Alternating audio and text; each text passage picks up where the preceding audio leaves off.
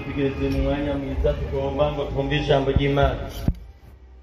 Hanyuma namye ndiko ndumviriza indirimbo z'abaririmbyi, nja ndibaza mu mutima ni none ndavuga iki? Ukuvuga rero mwamaze kubintanga ivyo nari kuvuga. Abaririmbyi Imana ibahezagire. Abaririmbyi Imana ibahezagire. Na cyane cyane numvise amajambo yaririmwe na korale ya kabiri, ya kabiri igerefere yavuga ngo iki? Sura mu igerefere twumve mwaririmbe.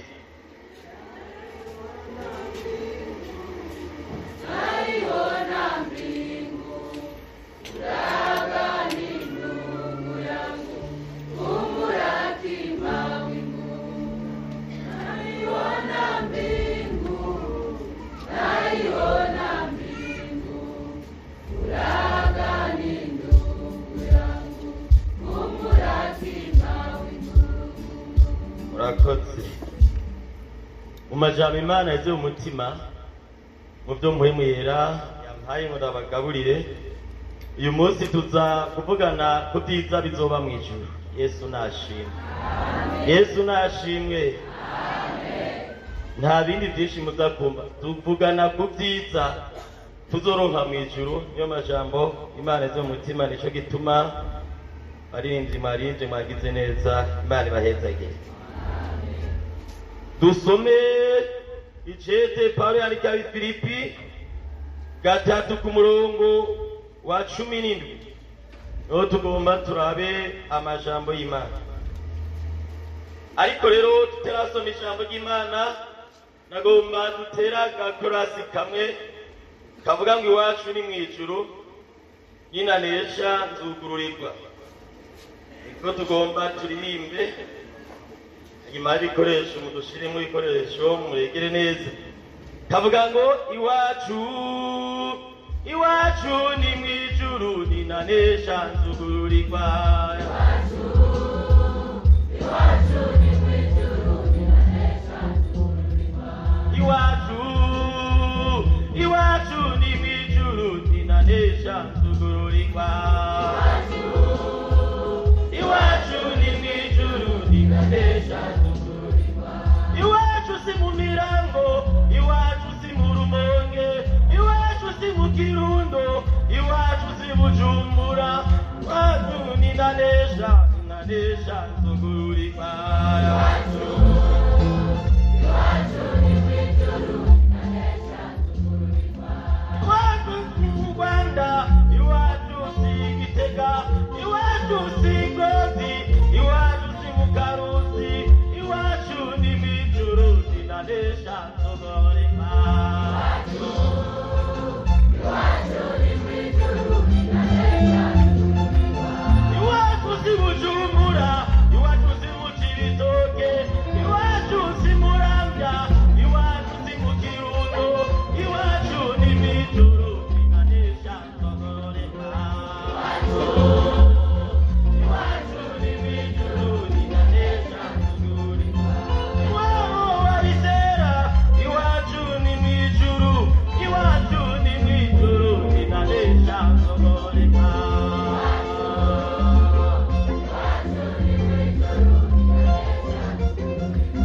Iwabo w'Abariya, iwabo ni mwijuru, iwacu ni mwijuru, ninanesha nzugururirwa. Iwacu ni mwijuru, ninanesha nzugururirwa.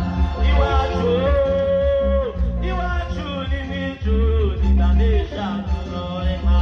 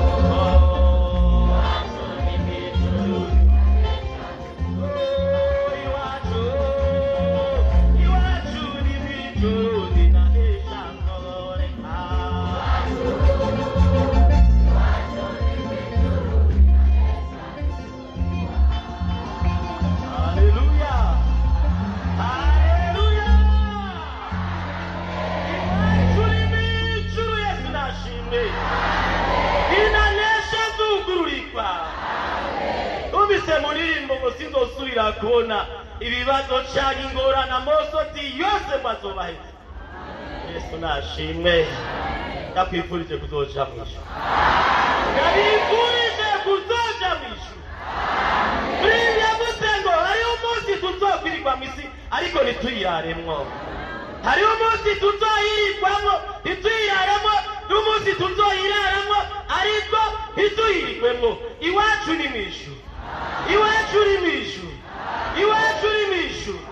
Nicyo gituma iryavuze ngo numva ndakumbuye mbega Yesu uzoza ryari kwamarira abaye mesi n'ibibazo biriho ariko turafise umunsi tuzoja mu ijuru. Kandi iyo numvise kuzoja mu ijuru ndareba naho noba ndi mu bibazo numva mutima kuruhuka kuko iwacu ni mu ijuru. Yesu nashimwe. Yesu nashimwe. Uri muntu umwe ngo niwe bahagaritse kuri bariyeri bamwakakara munoti burya uva hehe ati wacu uri mu ijuru. Burya twafashe umuntu atameze neza.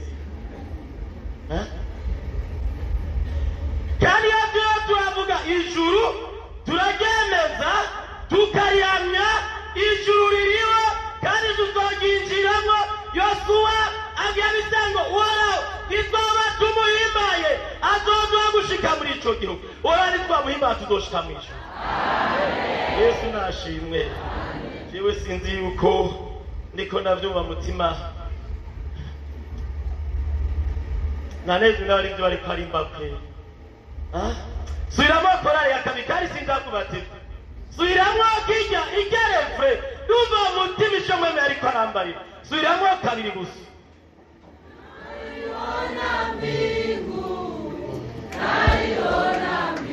Ashiremo ibikoresho.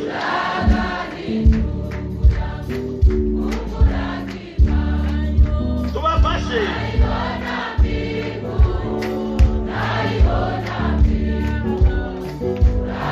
Usubire kandi gatatu.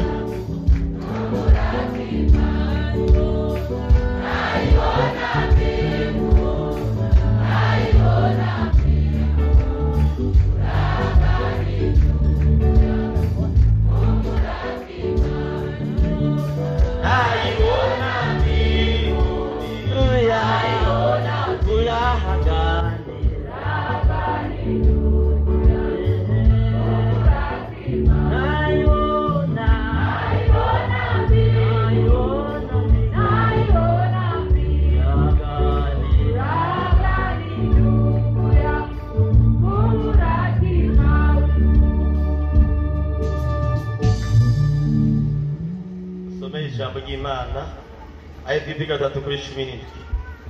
Abasi b'umusaraba wa Kristo bene data munyigane mwitegereza abagenda batwigana nk'uko mudufise kw'icitegererezo kuko benshi bagenda ukundi abo nababwiye kenshi nanone nababwira ndira yuko ari abasi b'umusaraba wa Kristo yerezo ryabo n'ugubona Imana yabo ninda biratari bitesoni byabo iby'isi nibyo bababaye. 20 twe iwacu uri micu niwe twiteze kumukiza azoba niwe mwami Yesu Kristo azohindura imibiri y'ubupfapfara bwacu ishushanywe n'umubiri w'ubwiza bwiwe nk'uko afise ubushobozi umubashisha kwigandurira byose. Imana nihabwa icyubahiro. Imana ihabwa icyubahiro. Uyu ni Paulo yavuze amajambo. Paulo yandika Filipi arabwira abamenyesha arabwira ati jewe ibyahora bimbera inyungu byaminduka ibihombe kubw'umwami wacu Yesu Kristo kubwo kumenya ikibirengeye n'icyo kwizera Yesu Kristo. Aca arabwira ngo kandi ibyo maze kubiraba ndashishikara nkashaka gutunganywa rwose kandi rero ngo kugira ngo mejeje kubihabwa kandi mejeje gutunganywa rwose ngo ariko ndabana kugira ngo shitse aho nanguranirwa gusa kumera y'umuhamagaro wa Kristo wo kuja mu ijuru. Yesu nashimwe. Yesu nashimwe. Kuri 17 rero kandi tugira tuje mu ijuru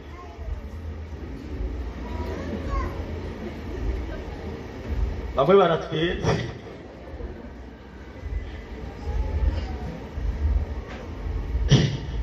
muri 2020 sinzi ko nari nayatse ntabyo nzi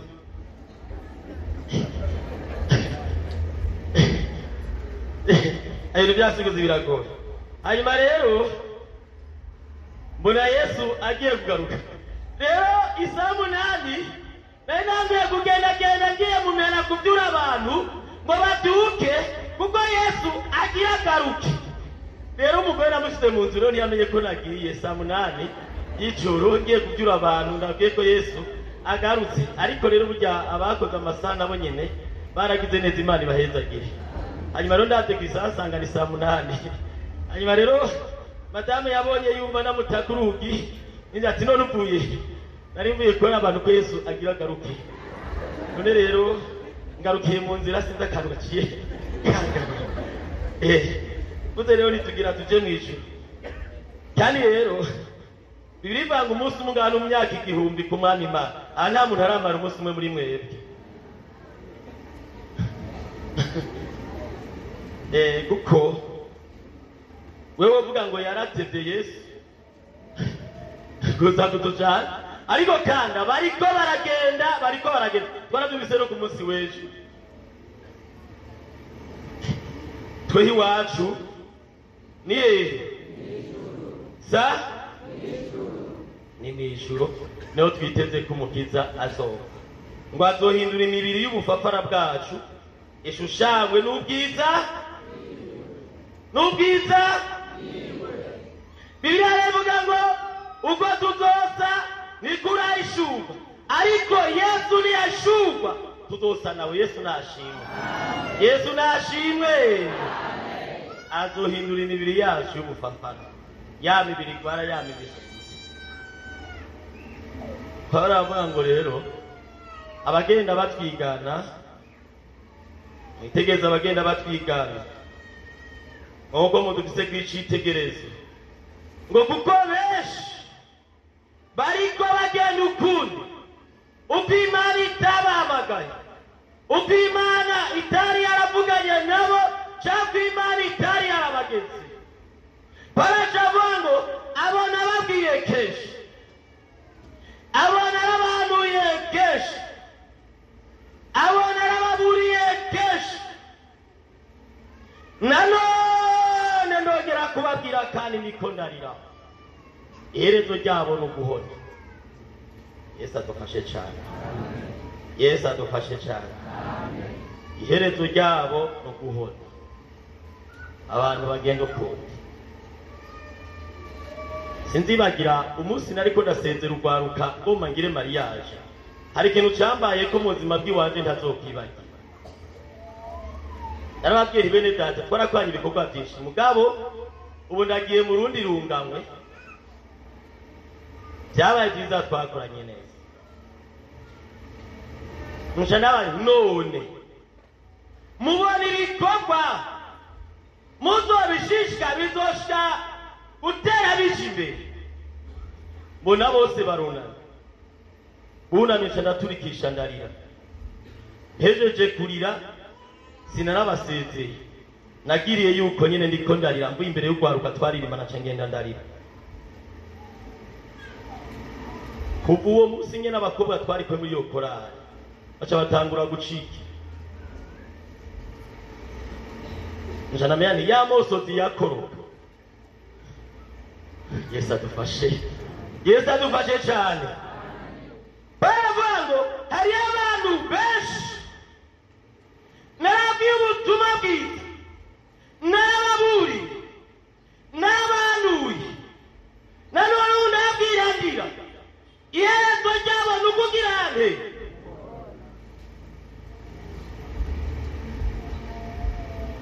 ejo bundi ndibishaka bari baranyisha amazina ntaca Imana ishimwe naravuye ntaco bitwaye siko none siko nari ndongoye groupe y'abanyeshure jeri abanyeshure twarahamana twarahutana kuko nameye kuri muri copinage neza batakubeshe nari mfise umukobwa witwa Estera Imana imumpezagirira twari dufatanije kuba yavuze ngo abantu mudakeneye ko tujana mu ijuru twe twaramaze gufata inumbe tubiremo twibandaniriza no barashashishikana caga ariko rero aho maze kuzino mvuye muri iyo groupe niyo nkubiti yariya muri babanyeshwe namasanga umuhungu n'umukobwa uko nukuvuga warababangamiye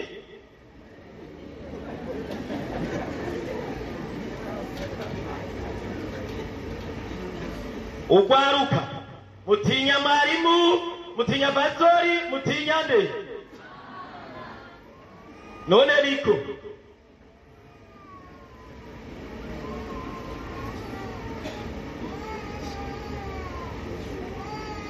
ni mukobwa umwe twariye mu isoko sanga afatanye n'umuhungu w'umuririmbyi ku bitugu arakanoni nk'abashiri nyene abantu babanye n'ababanye mbere ntibagifatana atari abantu nyene Imana yagiriye ubuntu umwe mbere agenda ubwiwe bakazohurira muhira canke iyo bagiye ndabeshe none mweruka gufatana ukuboko ryane umunsi wa mariage kugira ngo bamwe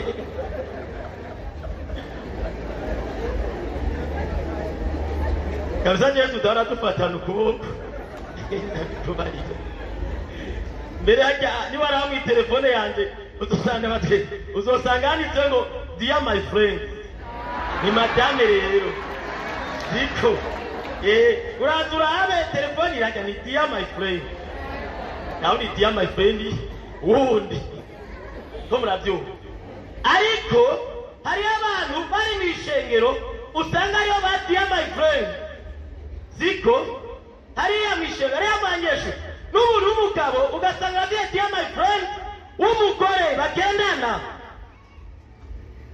muga mugore wiwe batagenda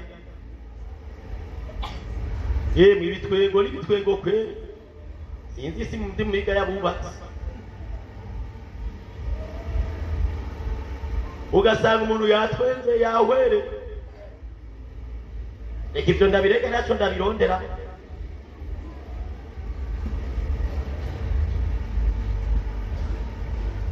abantu bariko baragenda ukundi Pawulo yabwira ngo abo rero babwiye kenshi ndiko ndarira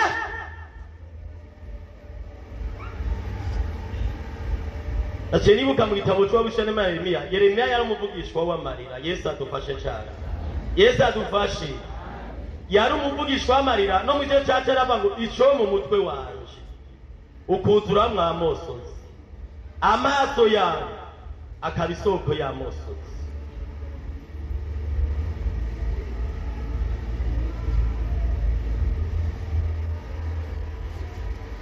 umunsi umwe nabonye njya mu ijoro igihe kimwe sinari ino mbona abantu mu ishengero narabitawe bukebuke mbona baje ngaha ku bitugu njyana ibintu n'abantu nk'abashobora kwigwa ngaha ku bitugu urabagabo urabagore sinone baganangana gute sindabizi kuko ku Mana ngo tumeze nk'uko ima ry'umubindi nk'uko ima riri mu mubindi w'amazi naho ubona umuntu anganangana uko ngo ameze nk'ima riri mu mubindi w'amazi babe ima ry'amazi hanyuma rero mbona abantu bari kwitugu tubagurutse tugendwa nk'ahari cabona abandi basigaye hariya mushamba bari kwa abo mufatanye abo muri ko muraza nabonye bari hariya nabo bari hariya ni muri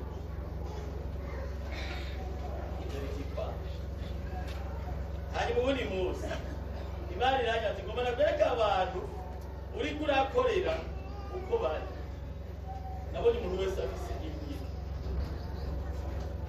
ibuye n'ikinabonesha kuma wese n'ibuye ariko arihondera imisi ubundi yihondera imisi imanuka umuntu ambarira urabona baba bitwa mutabona mu bikorwa by'Imana bitwa mutabona baza gusenga baba ariko barihondera imisi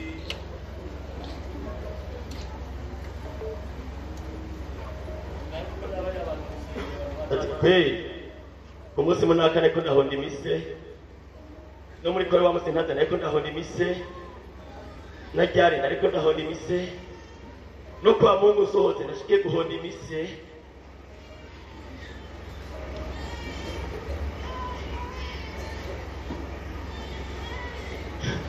ngo hari abantu bagenda sabwe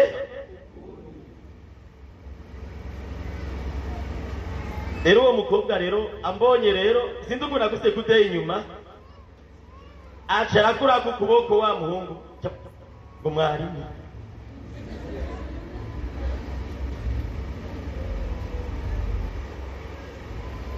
uri muntu nawe nari mu nzu iyo nzu ntiyari bwuzure neza hari hano bacisha ibikwa yari umujenama acaza kugura itabi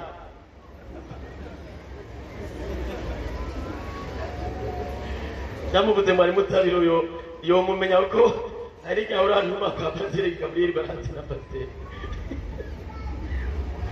hanyuma rero cije mu gisoko kinudeye kigikwa nshabona yatinze inyino y'itabi umujenama anywa itabi hari abantu banywa itabi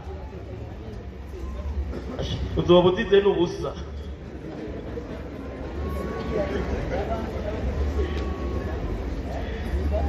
aruzoba tijana nazize amamiliyoni n'amamiliyaridi akavuze wamwamuze ati bwo turishuye ati ubwo tuvuye waje ari byo twakoze ari umuntu azovuga ati basha nawe bidashobotse ko umuntu azomutitizi nari narabiri ejo ndagiye gusengera umuntu agwaye ari muri pereseja hanyuma rero sinabivuga byose hari ukuntu yaragwaye sinabivuga byose mugabo yari yaronze bashaka hanyuma reka ndabivuga uko hari icyo mvuze none hanyuma rero niko nasenga cova wewe mukozi w'Imana ni saha ngo senga ngende ngo senga ngende ngo arindisi ngo nari narabiri ngo reka ngende ukayanza mbona aragoroye uko utaramanitse ukuboko ugombe winezereze ugomba ugenda uko ugomba ugomba ugenda ukundi nagomba nakuburiye muri iki gitondo nisunze ijambo ry'Imana aba bantu bariko baragenda ukundi yezo ryaba n'ukugirane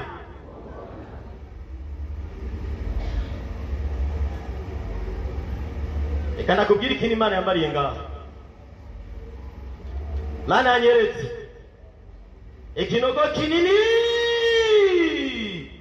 kirimo umuriro uhinda nabona ari abantu benshi baborogerayo hanyuma rero nkabona umuntu azagenda atora umuntu kandi uwo muntu yamutwara yanga ariko akamutwara agatererayo agenda atora uwundi yanga mugabo atwara atererayo nabariwe ngo ubwire abantu bo mu ishengero ngo n'abantu bakora ibyaha bari mu ishengero ngo bazoja mu muriro batabigomba ngo ariko bazoruhira kujayo ndaciye duka canica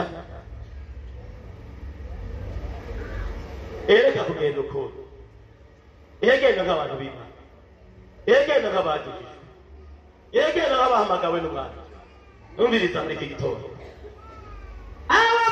ngo abo bantu bariko bagenda ukuntu nababuriye kenshi nabone ndababwira nongera ndira yuko iherezo ryabo ari uguhona Imana yacu nidufashe cyane iherezo ryabo ni uguhona ejo bundi ahantu hamwe ari ku munsi wa Mungu baba mu nama ahantu ku rusengero umujenama ava mu nama bamagira ngo agiye hanze agiye gusambana n'umuntu hepfo y'urusengero bya biratinda bikatata bati none mujenama ko twakwe mu nama yobaroye batiraba umuntu ngo yogenda kurabaha bashasanga ari kumwe n'umurinzi ariko akora ibyaha kandi basoze mu rusengero agenda avuye mu nama aza gukora ibyaha hepfo y'urusengero none wazi ingene yamubaye yaramusambanye agaca amwihanisha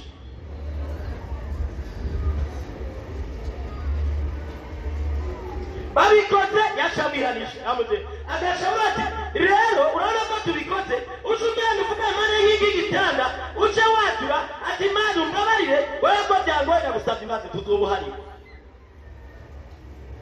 Uwo mudamu agaca agenda impande y'inkingi agaca yatura ati Mana umbabarire. Uwundi munsi bakabikwa ati uzosubira impande ya ya nkingi uce watura usaba Imana imbabazi. Umva yamukoresha ibyaha agaca n'amwatuza akamwihanisha. Namugesha Yesu hafashe umugore yego umugabo yarabashize aratumuka. Wa mugore niwe yaciye avuga ati aha yarambariye yuko nazokwigera ndavyatura ko nzoguma ngenda simura ngaca mfuka impande y'igitanda gaca nihana. Yaramukoresha ibyaha agaca n'amwatuza. None abantu basambana bari mwishe sabwe atwe turafise amagorwa muri misi ko avuga ubutumwa. Jewe umuntu umwe namubwiye ubutumwa mbati mwarimu François urakoze kandi abona ugomba kutuva mu byaha. Abakizwa mwebwe mwarakizwe kandi mwarihoye mugabo busambana. Ati umukobwa nakani yatwaye nanone none ni yari muri yego. Ati wa mukobwa n'utawe ntihande yatwaye yego none ni yari muri intego. Ati mbega umwe yakorora inda wa munsi umwe yavuze ko bamufashe ku nguvu kugira ngo abice ibyarabaye ibyo none ntiyari muri intego. Ati genda urarira abandi ati byanyu ndabizi nimurakoze.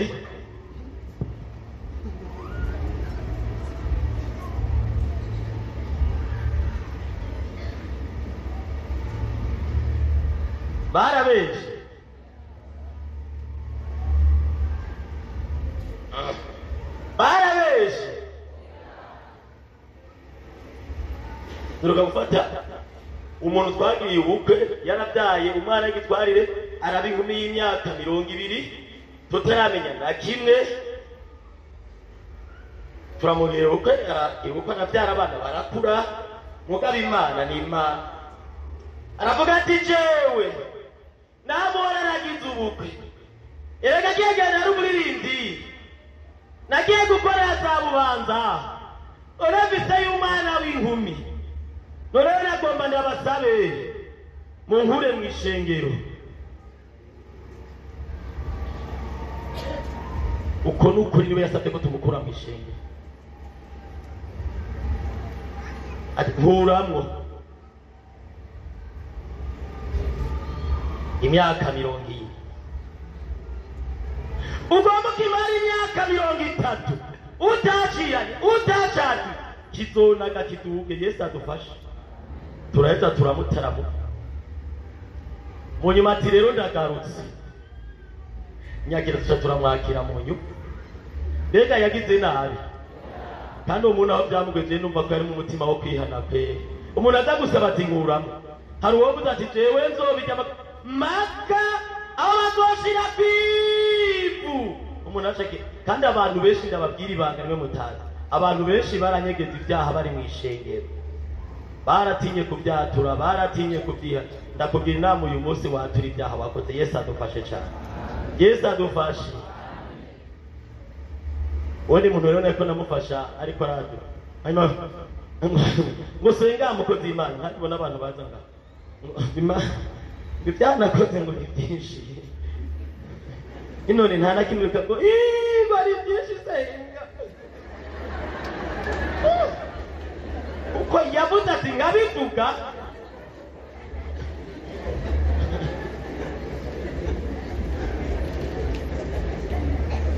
Reka babaze ikintu kimwe, ninde atazi umwanya wo gusengera baje kuri Yesu n'umwanya wo gusengera abagwayi? Ninde atabizi tumufasha? Hari utabizi? Umvirize, umunsi wose uzoza ngaha mu rujya mwanya wande uzobuje kwihana. Yesu ashimwe, Yesu ashimwe. Ubundi muntu rero bamujye atavuga ati jewe ni ingwara,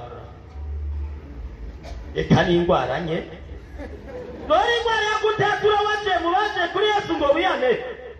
Nta munsi n'umwe mu yata ngo ni ingwara. Eka ni ingwara. Iyo ngwara yo kutatura. abandi nabo murazi ikintu satani yababohesheje ababwira ngo genda mupfukame mugabo ntimuzokwatura. Twebwe iwacu sinzi nuko biriho uhamagara twaze kuri Yesu barabanza bakaraba ntaza mubi imbere yumvise ubundi uti rero kubera umwanya ari muto tugomba dusenge mu hari abakozi b'Imana urumva mwe baje kwumvise ko mugomba musenge acahaguruka agacaza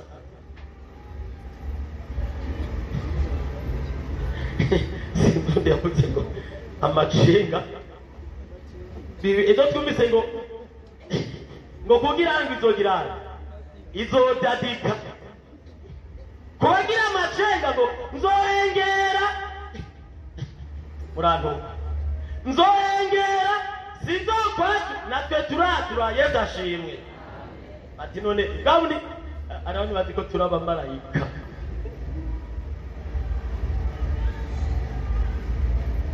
undi muntu mwengo ne yakunda gucokoza abakozi Imana akagenda aririmba yigira mbere none ngo babane ngo bihanira hinone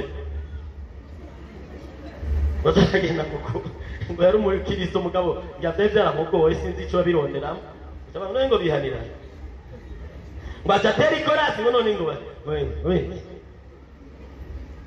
turihana Yesu ashimwe none twoja mu ijuru tutihana gusenga ibyaha byanje ni byinshi yarize uwo muntu nta na kimwe wibuka basi wawe myoze n'umusoro n'umuntu basi ndagusengere ngo ni byinshi senga ni byinshi ntumviriza rero ndagufasha nta rimwe iriba ry'amaraso urashobora kuhapfira cyangwa ukakira ukabyatura cyangwa utabyatura yo ngo ndabivuye nk'abantu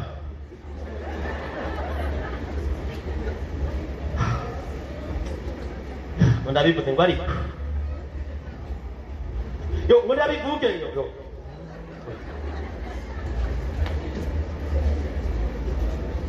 jewe nabonye umuntu iwacu twari mu gikwande c'ikanisa yari yaranyegeje ibyaha iwacu ibintu byabaye bishaka haje arabimbe ariko ararira acagaranka ngo narasambanye ngo baje gusambana 15 ngo narasawiye mu gihe cy'intambara ngo yo ngo narite byose abantu batimwicaye bati reka arageze rero kakati mureke wanga kubyatura ari musu duhagaruka byatura abantu bose bakumva ariko hajya hari mwibanga ibyo nibyabaye iwacu arabivuga nibyo tutari tuzi byose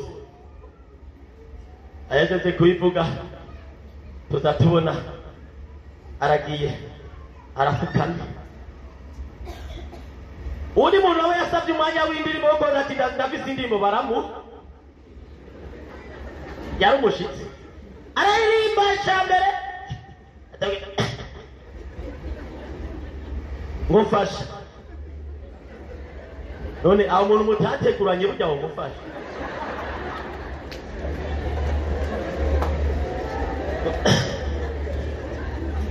ngufasha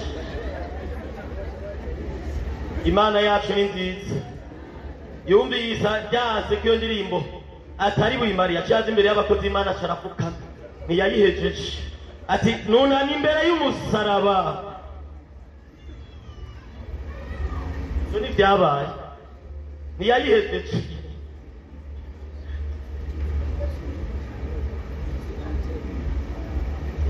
umusaraba ni mwiza iyo ataba umusaraba wa Yesu abantu bariko baragenda ukuri abantu benshi boguye aha barasambana bariba Yesaya we yavuze ngo birashoboka ko umuntu yiba akisha agasamba ngo baheza gukora ibyo bizira byose bakaza imbere yanjye ngo turakijijwe ngibyo narabibonye ndi mw'ijuru Imana nidufashe cyane Imana nidufashe cyane nta murimo w'umuntu ronda musengera acafata indemere kandi abivuge arabivuga cyanasenga n'Imana yo mw'ijuru ntuharure ibyaha byose yakoze yihanye yemeye ko aramutsindwa yaje gusenga nzana mbageze ngo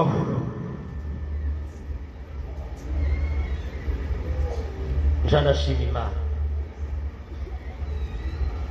Pawulo acabamiki ngo twe iwacu ni hehe, niwe twizeze ko umukiza azogira nte. Reka rero tuvuge ibyiza bizoba mu ijuru. Cete ca mbere candika Abikorino, iwacu ni mu ijuru ninanesha nzugurirwa. Iwacu ni mu ijuru ninanesha nzugurirwa. Iwabo wabizera ninanesha nzugurirwa. Iwacu ni mu ijuru ninanesha nzugurirwa. Iwacu si mu Burundi, eka si no mu Rwanda.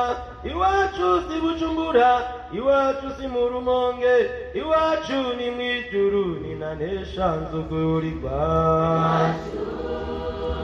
Iwacu ni mu ijuru ninanesha nzugurirwa. Muri misi amaze imisano bagwaye amaso, abantu bacoza abantu ngo ntarabona umukuru w'igihugu, kandi navyo nabo ndabona ye sinohava mbesha none ibishaka ko atashitse umukuru w'igihugu agiye. Ukabona nabonye umurisi uyoya, umwana mutoya namubonye aje mu Minago ndaraba okay ntawundi ndabona, kandi abo bose ntabonye naragomba ko nobabona byarase. Sinzi ko hari uzobanyereka muri mwebwe, ntabyo nzi.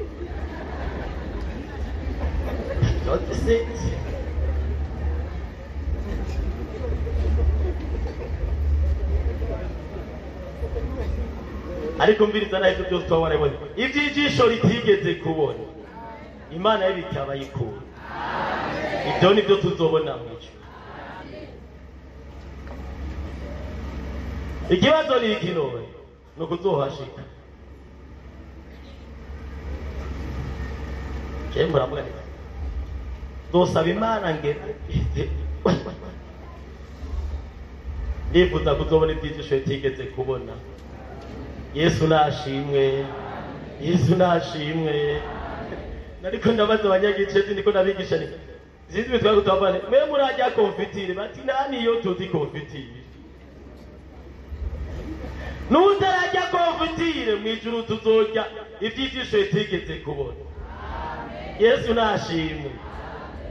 Kandi ibyo nabyo bibaho. Kibaye n'ibintu byinshi menyeshitse ngaho Bujumbura. Kandi burya nawe nuko byani iwacu ari dutomenye. Ntucuvuga uti rero uyu muntu ubwo yagizene ari ibyo rero atatu ahantu ho gutwazi ibi n'ibiki ari dutomenye.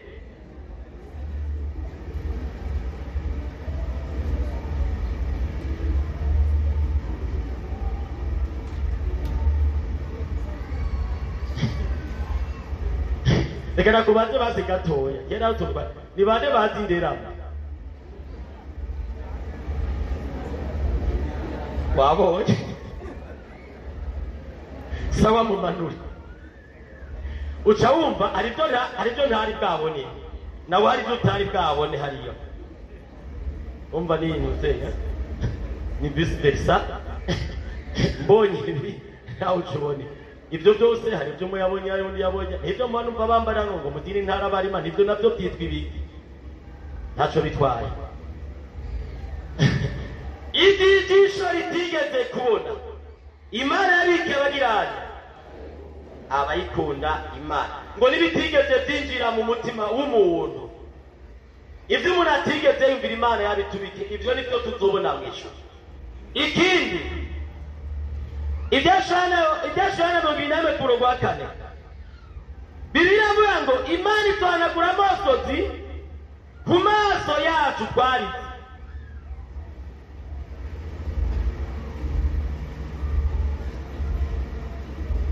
Nemwe muhora muri abantu bamaze kurira ni banga. Reka abamaze kurira mu maniki sawa manura. Abantu batararira nta ngorane mu maniki.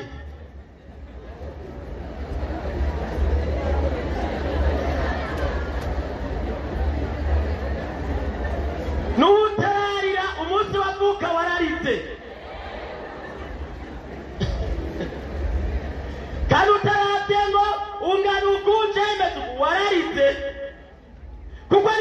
atarize sinzi kwamugira inuma kuko atarize avuga ati murabe mugerageze byahari abafyoni ngo n'ubunuma barabumurya bumve ko akomeye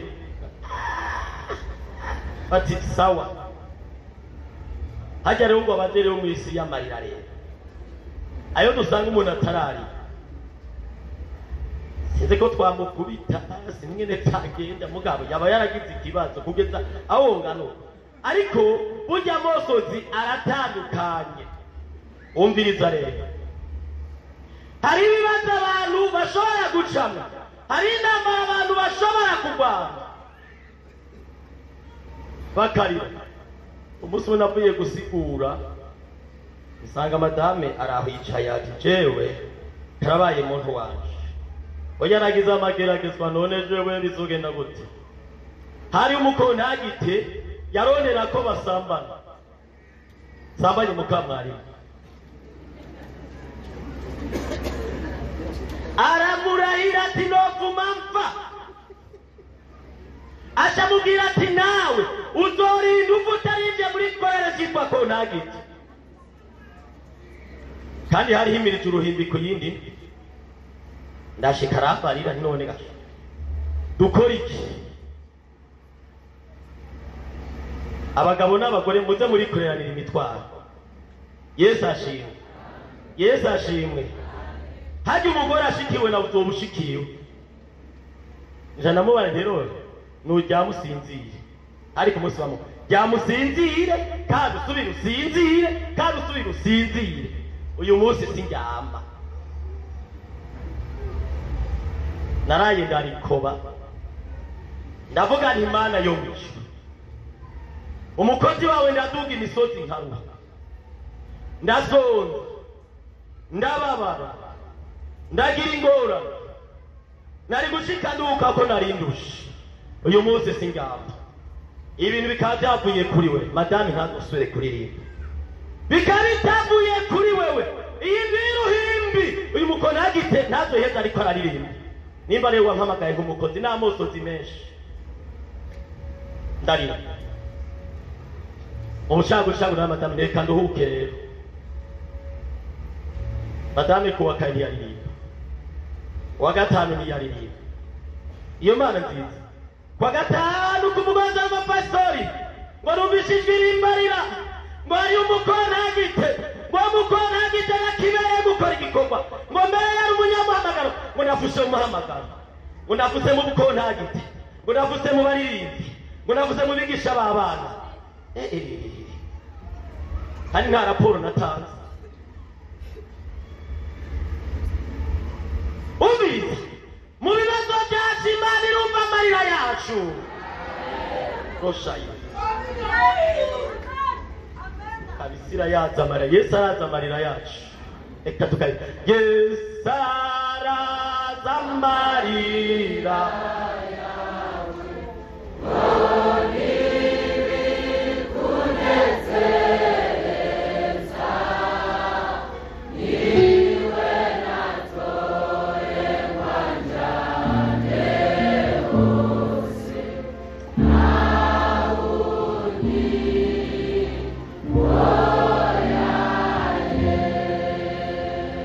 iryo joro ndagomba madame kuzomwambarira igitsibo kandi nimba hari abantu usengera kujya mwabyumvise madame azi imbere sina mama ntangurirako kuko ndazi ibibazo byatwe nawe turabizinanye ni kenshi nawe asengera cyari ngo mwasa amahoro ngo mwasa amahoro nasa amahoro ngo Imana ishimwe ndamana urasigara ku mavu nsengereje ntacyo nubasha gukora tutari kumwe n'Imana kansengera nanjye nkamusengera Imana uramwibuka Imana uramugirira neza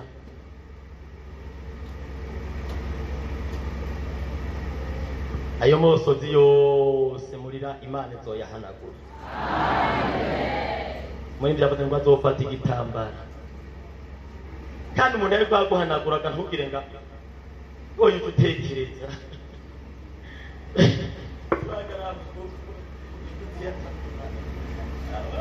baramaze kubona umugeni ejo twaratumvise umugeni baraduha agasango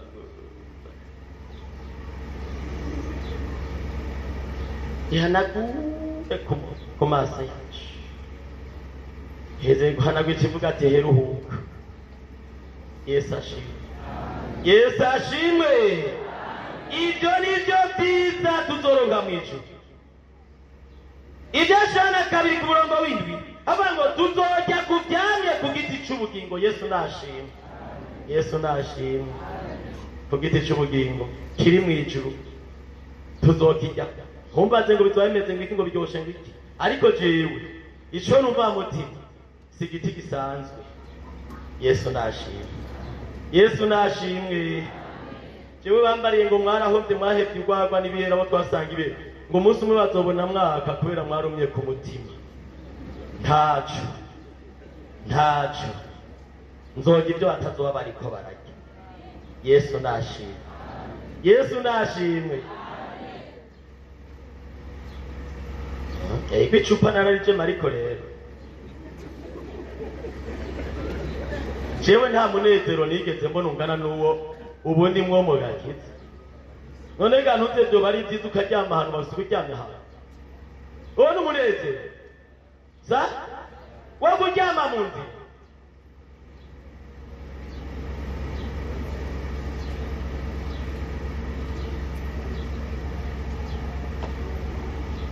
nabari abakristo benshi ikigiye kubasigaza ibyaha ngo baza barabihonja hariho ngo ubuyoga bwinshi ngo abantu baza kumviriza ubundi ngo yagiye guhonja savana jewe nta niyonze bacamara indwi yose agwaye ari umukristo yahonje jende mwese savana murayizi ye ntayonze ubundi ngo yagiye guhonja kiki ari umukristo yahonjeje kiki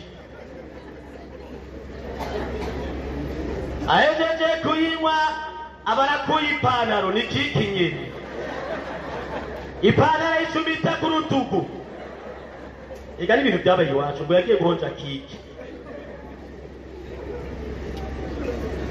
ubwo buyaga muze muraze rwose hariho umunsi wazo gusanga muyabariho cyane hariho abantu inyota itarahera abapagani bati nimuze mura wa mukristo afite ipantaro ku rutugu ibyo ntibyabaye yahonjeje kiki hano mu ishengero harimo abantu bakiborerwa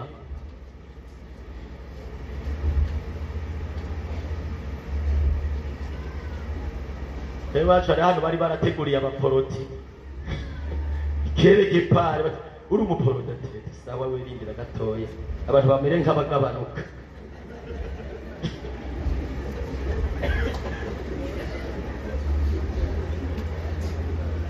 nagomba ndakwibeka ntuzosanga ibanga n'umupagani kuko acaza akabivuga bati ko nakahariya twajana topu ntacu urazonze ubundi munsi aca gusobokana yego ibyo bihora bivuga usanga ari kwisi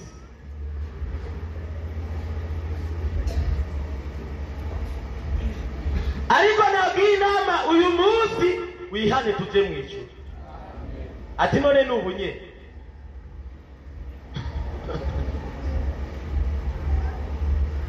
umutambakazi umwe nagiye kumubwira ubutuma nitugira tuje mu ijuru Yesu agiye kugaruka yaratwenza arakumvaga ati mwana ni sati mbere n'umunsi uko ntego ati jewe kuva mvutse numvise hava ngo Yesu agiye kugaruka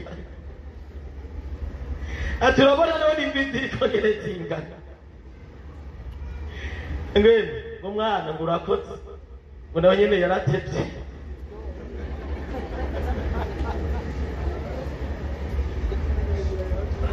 ukoro niko abantu uyu munsi bahagaze bararindiye ava ngo none ngo ntaca iminsi iracariyo ngo tuzokwihana tuzojya ku giti c'ubugingo ikindi ibya Yohana 2:11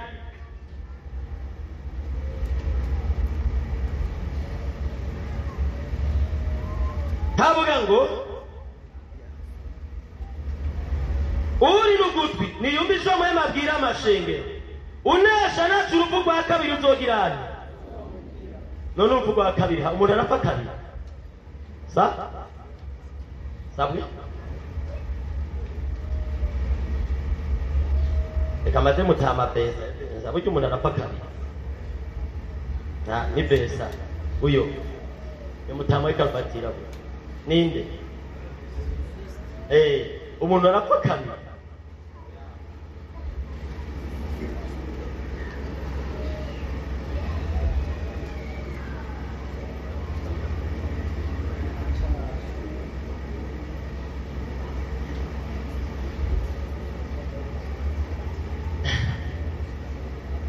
hari urupfu duhurirako twese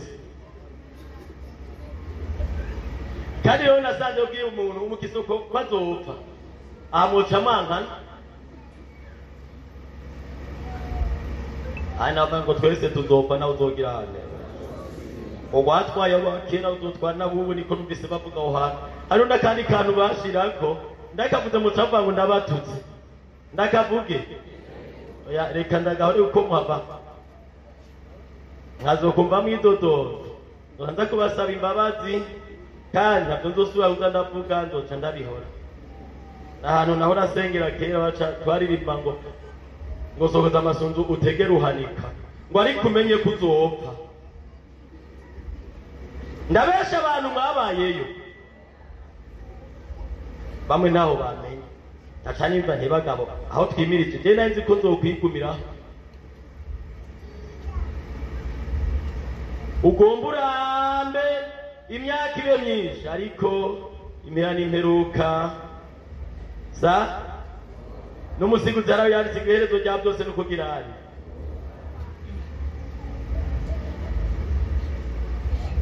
ntushobora kumenya ngene uzopfungana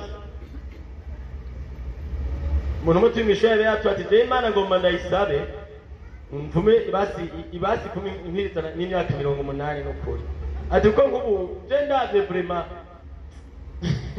tiyo binjaniranije noho mbebaga ngo ahetse ingahe tuvuye mu ishure ya Bibiliya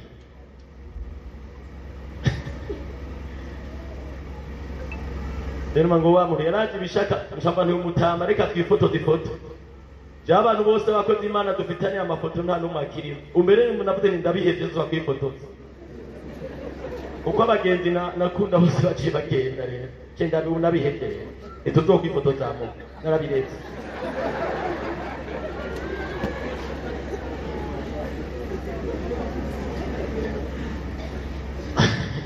none hari ugomba gupfa muri mwe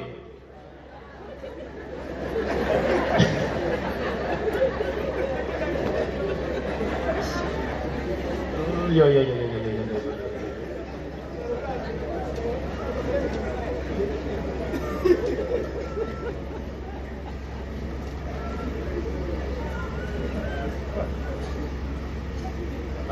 karabaye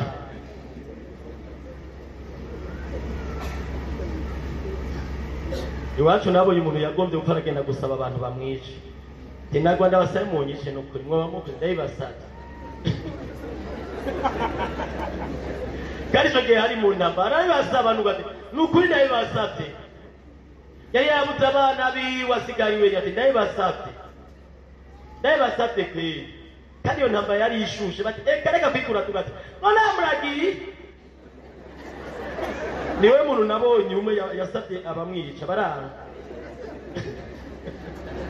baca bararengana baragenda urugomba nturubona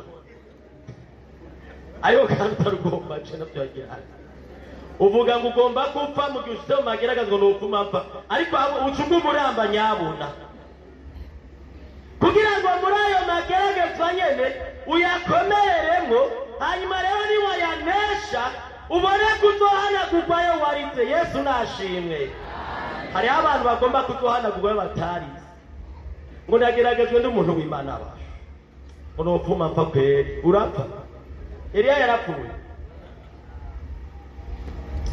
urupfu rero urwo n'urupfu murashoboka urupfu rwa kabiri rero niko ndavuga ni urupfu rwo kuzokororerwa muri Gehenomu rw'ibihe bidashira za eternite ibihe byose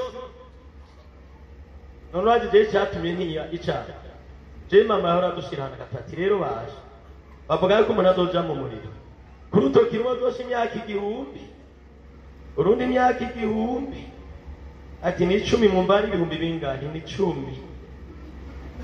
ati none uri minago ati umushatsi amatiyo none uko niko bizoti yo tireka reka honye n'imyaka 1000 bw'abana mukizohera ndabani bana ibi bintu rero bomba ngerageze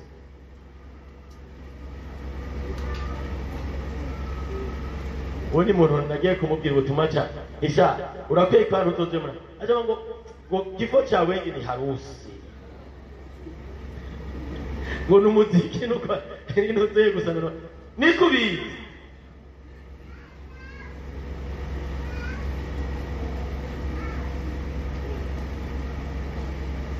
urupfu rwa kabiri ntaco ruzobagira abantu bemeye byari byabakozwa n'amaraso ya Yesu nukuvuga twebwe igihe tuzoba turi mije umunezero abanyabyaha abantu bakoze ibyaha abantu bagenda ukundi bazohari mu gihano kitazoshira 2:17 ngo hari irindi zina tuzoronka ni izina risha twewacu harimo umugabo witwa Kabwa kandi afise abana cyane umwana wari mugabo wari ukwiye kurihindura n'ukuri mugabo sinzi ntacyo oya vraiment none umuntu hari umugabo nari kuvuma ngira ngaca mpindurira mwirindi basi ngapamvuga ni Kabwana Kabwa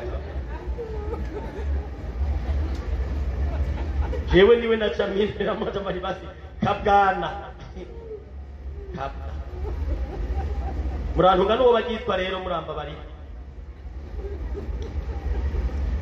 mugabo ngo tuzo izina risha atamuntu umwe yigeze kurimenya kire tuzorihabwa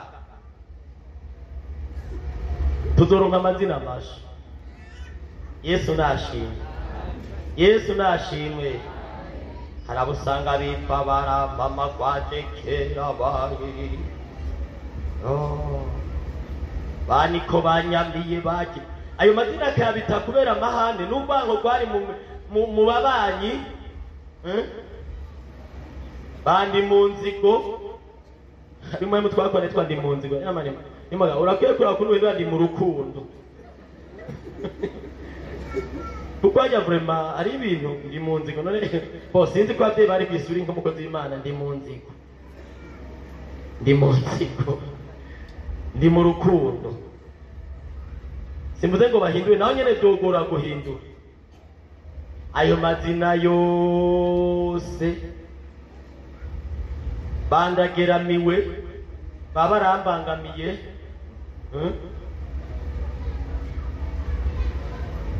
basi nzobatoha na sindabizi hano numvise yitwa Ndarembye abantu bose agenda bahamagara ngo ndarembye ariko je narahinduye naranse ndamuhamagara nti urarembye kuko sije ndembye kandi barabizi niko ndamuhamagara namusamanga ngo ndarembye mani urarembye sawa kuko ari kuvuga sana uri kurivuga urumva yararwitwa n'ibibazo byinshi umbiriza nawe abaye mu rwango rurenze ari muri quartier ari mu miryango hari urwango bakwanse barakita amazina ubundi muntu yarita amazina umwana bagaca bayamwita abandi izina ryose Yesu bati none jewe umuntu ndoce ndahite uwunze ubyanse ndamwita gute urazi ngene yaciye amwita aca mwita ati uburonde amwise Bunyani barumvize ati none Bunyani umuntu yogita umuntu baciye bariheba kuba umvise izina atari ryiza baca barariheba hariho amazina twitiraho nanasanze ari abantu twitiranwa banikiza abafaransa madame yitwa Janine Janine yitwa niyo kwizera bani yo kwizera bake tuyahurirako badorukana bafise muhira bayigira neza bose bajonata bande bastera buzuye muhira mugabo ngomba ndakubwire mwicu tukazosubira kwitiranwa nzoronka izina ry'iwanje Yesu nashimwe Yesu nashimwe hari nabo usanga bahuje amazina mu ishure bahamagara usanga umuntu yitavye mu izina ritari kwiwe akaza mu kibanza kitari kwiwe munyuma agasubira kuzakurekana amatoya jewe ahora nakoreye narivise amanota mu mateka no mu byari byagenze none jewe natemutse gute bati we none okay turabe kubera amazina yitira mugabo ntawe uzotwara iby'ubundi Yesu nashimwe Yesu nashimwe kwawe sinzorimenye nagwanje ntuzorimenye kiretse umuntu azogira ikindi tuzokwambika impuzu zera Yesu nashimwe Yesu nashimwe tuzokwambika impuzu zimeze gute bari inyuma zera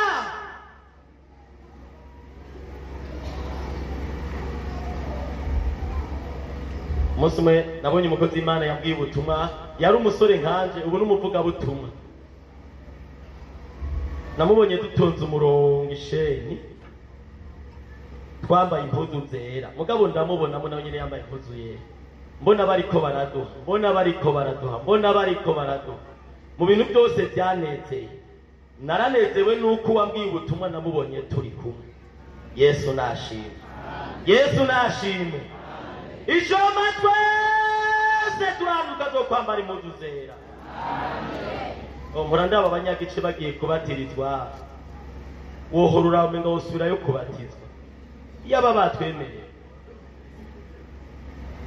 umuntu wambaye ati urakwiye kubatirizwa wewe ko byabaye uku nurango yaje natwe nibo gusubiramo jewe yabavuga ati muze muragira hema je nta muntu yo ntanzemo muri mwe koko ijya kanduyera jewe ugira nezera siko none iyo mbonye batonze isheni muranzane ntewe basha ngaca ndaba ikigeranyo co mwijuru yo nte mwijuru ngene tuzoba duhagaze kuntuze ku murongo sinzi umuntu azi hariya karimbo kaje kavuga ngo mwijuru tuzoba turaba twari dutambuka ndevera igikomanga murakazi karirimbe twumve tera twumve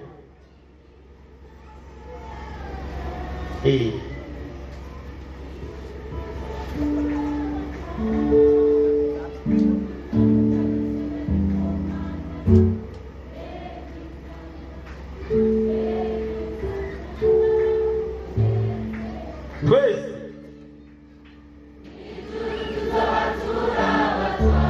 devire gikomando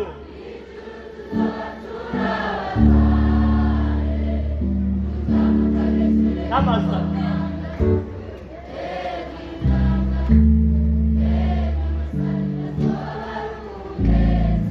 ijuru tuzoba turabatware ijuru tuzoba turabatware dutambuka gikomando turiko turatembuka amasari we amareka banje baturabure umunezero ijuru ijuru dutambuka gisoda gikomando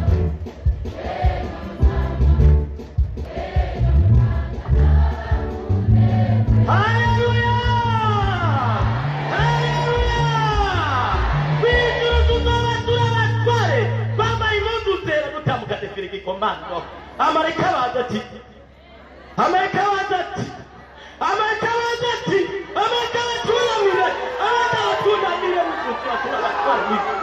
haleluya bijutura tambuka devire gikomando amareka ati baza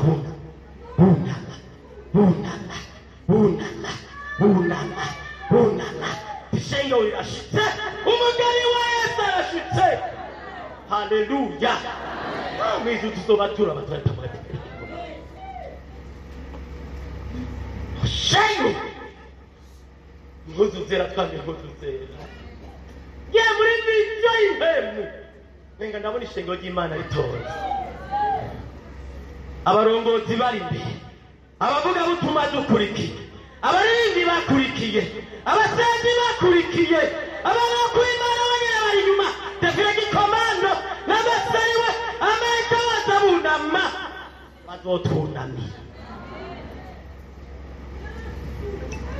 umvise Yohana ari muri mpemu ye yabonye abantu b'amasinzi menshi bavuye mu mahanga yose mu ndimi zose no mu moko zose ngo acabaza ngo bajya ni bande kandi bavuye hehe Yohana ati mugenzi oya ni bamenya mugenzi sino bamenya ngumega cyangwa ate Yohana bajyanye n'ubona nabavuye muri yasini babara nabavuye muri yasini babara yasi y'indwara yasi y'ibibazo yasi y'ubukene yasi y'ingorane kandi bamese imvune zabo mu maraso ya Yesu badendesha amaraso ya wa mwaka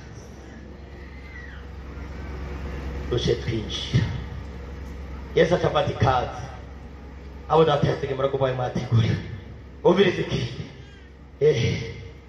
tuzoba twicaranye na Yesu twicaranye na Yesu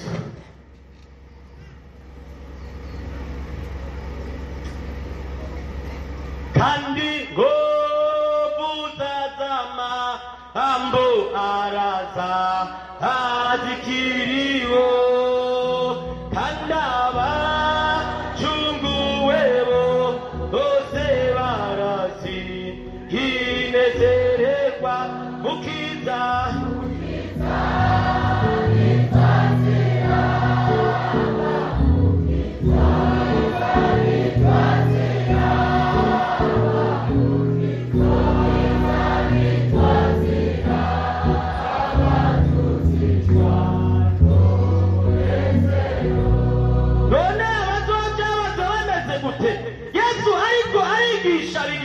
ayaziga kuvuga Matana 5:3 ati ayibaboro mu mitima kubugami ko mwijura rugabo Yesu nashimwe n'abantu mu mitima bane ko bara maraso ya Yesu batari bitwiri bagize iki aboro mu mitima yabo Yesu ashimwe Yesu ashimwe hano tagikina ki none ni bande batazocayo dusome Yesaya 2 ku murongo wa mbere Yesaya 2 ku murongo wa mbere Yesaya 2 ku murongo wa mbere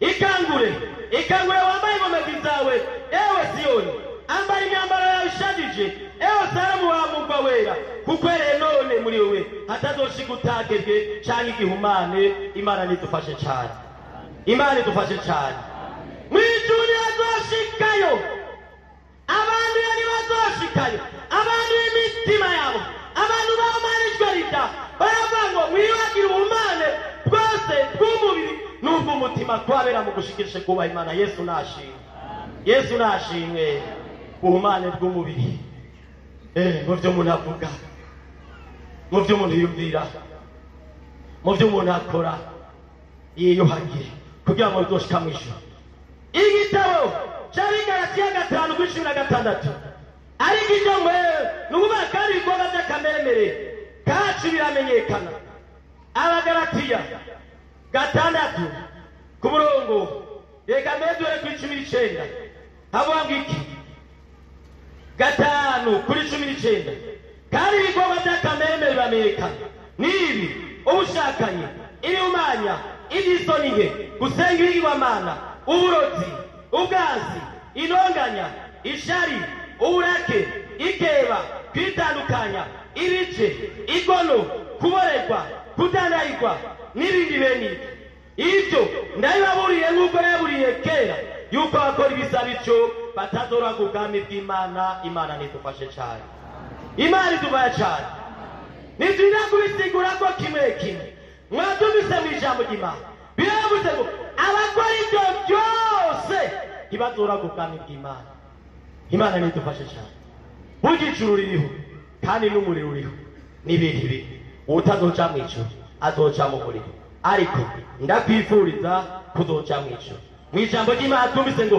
twayi wacuriye Twe wachuriye Yesaya 25 ngo mwana dusebye dusenga Imana turangize.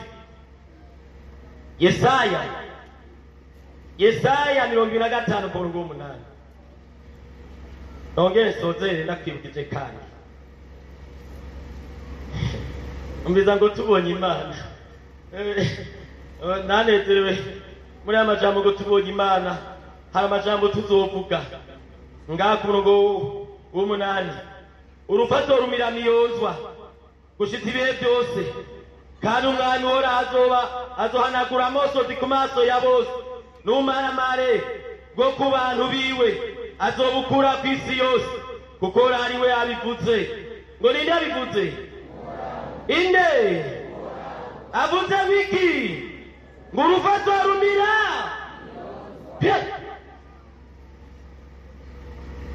namagena mu cyumba aho batekera abana banje babiri ukamenga niho baryamye ariko biriko birahera mu mutima. Ico cyumba mbere nari mu kugiheba kuko ngiyo nacamona umwana wo kumwaka yeze ni haryamye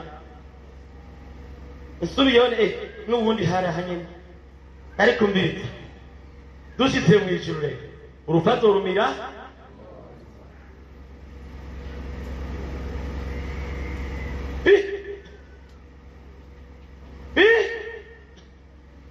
urumuri ruzoba rukirosha ruriga canke gutaka wemoramo muribwa monda canke bamwe babona kugunyuka sindabizi sindi byari byo harawufatwa n'ikigi ukabati umunsi haramuka umunsi wanagiye kwivuza muganga bati uwo yambara ibintu wowe wariye kuko iyi ndwara yawe iraguhitana kabisa sisa. Oya jewe ndizera we n'imiti ukora uburyo wowe nushoboye gusa yani nta rupfu umvura. Aragerageza shandizera ndabona ndakitse mugabo gataka. Oya narumva ko kimbangamiye kwe. Umbiza nta buribwe buzabukiriho. Cyangwa gutaka. Cyangwa amaborogo yose cyangwa amarira. Wazorumira miyondwa kuri 9 rira kabijyani kuri 9. Ngo nuko kuri uwo munsi bizovugwa ngo iriya Mana yacu niyo twari turorereye nayo iradukiza. Yesu ashimwe. Yesu ashimwe. Ngo iriya Mana twari turorereye nayo iradukiza. Dushitse imbere y'Imana tuyibonye unamika amaso gusa uzobayo iyo mwijuru bazoturamutsa batubonye. Iyo mwijuru bazoturamutsa batubonye batumugeni wa Yesu arashitse. Bazoturamutsa batubonye batumugeni wa Yesu arashitse. Bazoturamutsa batubonye.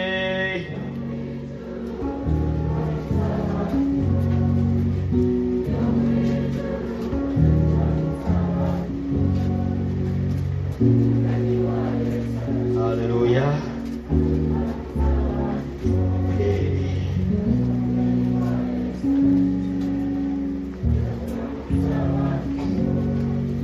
Iyo mwijuru bazoturamutsa batubonye. Iyo mwijuru bazoturamutsa batubonye batumugeni wa Yesu arashitse. Bazoturamutsa batubonye batumugeni wa Yesu arashitse. Bazoturamutsa batubonye.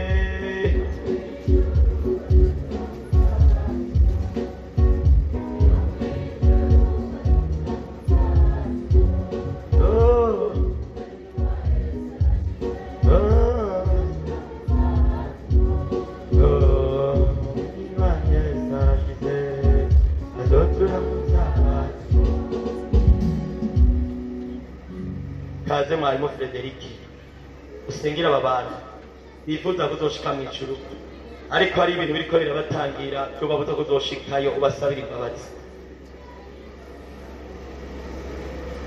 Hallelujah. Rakoze Mana. Rakoze Yesu. Turagushimiye Mana. Hallelujah. uru ni urukundo ukunda abantu bawe mana ni uru rukundo ukunda abantu bawe turagushimiye iyi mitima iciye bugufi mana turagushimiye iyi mitima uhaye guca bugufi n'iki gihe nyene uri kureza umugeni n'iki gihe nyene uri kurategura umugeni mureke arasharirizwa amen haleluya uri kuratunganya umugeni n'iki uri kuramwaza umwaza ubwami ego n'iki nyene kurategura abantu bawe mana bamwe yumvira ngo utebeje isezerano bamwe yumvira ngo ibyavuze ntibizoshika ariko abantu ugomba bapapira mu byaha uragomba kubahindukira amen amen amen urakoze yesu waraciye gufiroma amaze kubategura abantu bawe ma bamwe yumvira ngo utebeje isezerano bamwe yumvira ngo ibyavuze ntibizoshika ariko abantu ugomba bapapira mu byaha uragomba kubahindukira amen amen amen urakoze yesu waraciye gufiroma amaze kumva ukuvuga kwawe iyi mitima yumvise ukuvuga kwawe natwe turabasenge mu izina rya yesu satani yari kagenda yivuga yarazi ko yabafasha yarazi ko yabashoboye yarazi ko yamaze kubafata yarazi ko bafise uyu munsi urabatabara uyu munsi urabatabara uyu munsi uraciye bugufi uyu munsi urabiyegereje ugomba kubaza uburozi bwawe uragomba kuzobishikiriza umugeni atubatse neza haleluya wabambitse imyambaro y'ubwami warabaye ubwami none turabasabye imbabazi imana bagatara abagoye ubundi amasezerano yarahari kandi yari meza yakuzotugirira neza haleluya amasezerano yarahari meza amasezerano atari ibyizigiro kuzohanagura amaso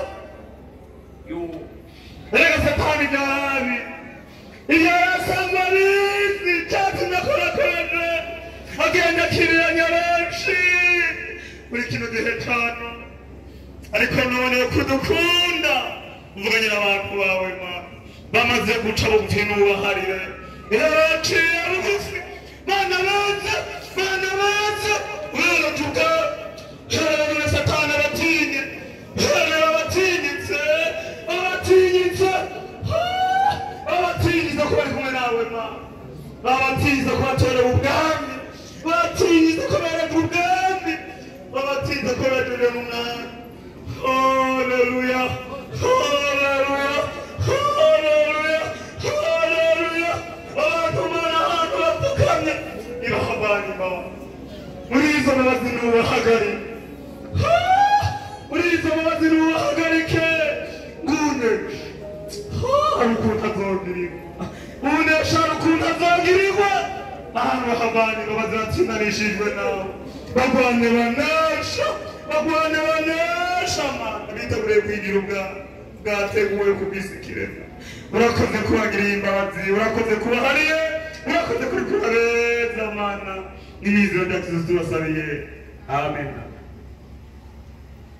bekaza abarwayi bahagurukira aho bari n'abafise n'imitwaro bose bahaguruke dusabe wa mukozi w'Imana w'umushitsi asengera imitwaro yose namwe mwizere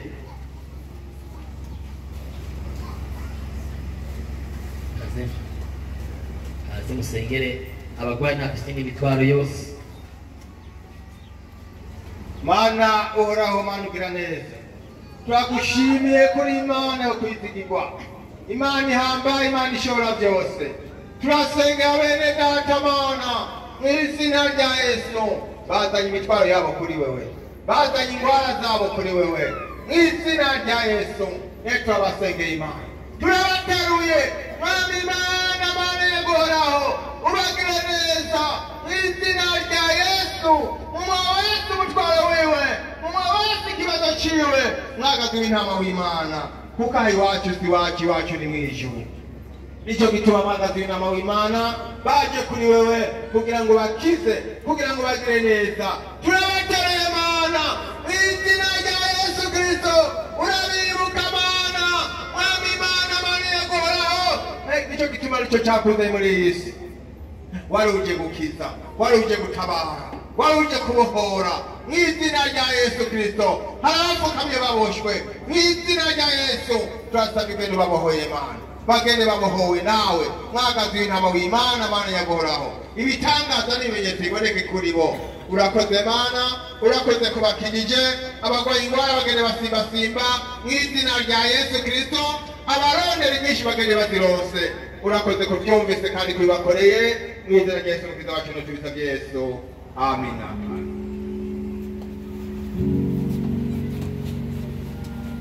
Abumvise amajambo y'Imana mwese mukayizera, Imana nibahezeke.